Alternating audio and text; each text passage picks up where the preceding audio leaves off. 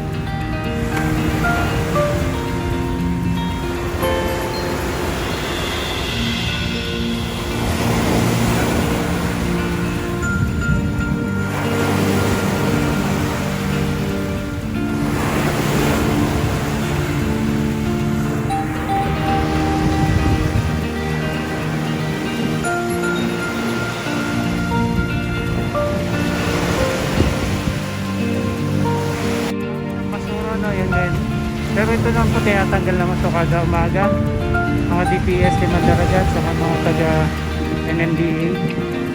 Tapos sa lakas ng alon ay nangamatay yung mga isda, yun.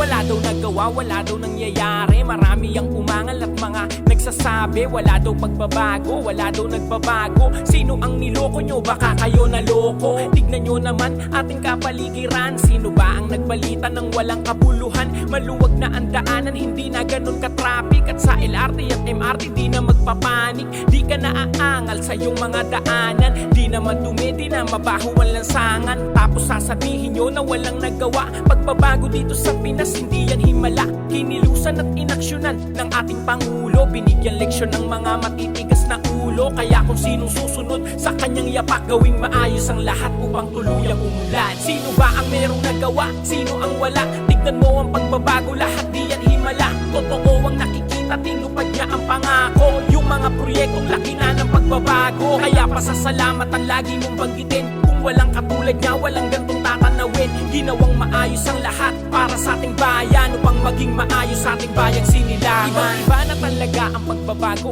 pero marami pa rin di naniniwalang tao. Hindi daw kumikilos, walang nagagawa. Sila yung mga tao, nangawalang nangawa. Tignan nyo naman kasi ang pagbabago ng Maynila. Ibang iba na yung dating tambakan ng basura. Dinadagsanan ng tao at pinupuntahan ang Manila Bay. Grabe na ang kapaligiran, malinaw na ang tubig na dating maitim, maliwanag na ang dating daanang madilim. Nagtaasan, nagusali at naggagandahan sa pagbabago ng Pinas na di mo inasahan. Buti may mga vlogger na sa atin nagbabalita kung anong pagbabago't nagawa pinapakita. Hindi sila bias, sila'y maaasahan. Pinapakita ang ganda ng bayang sinilangan.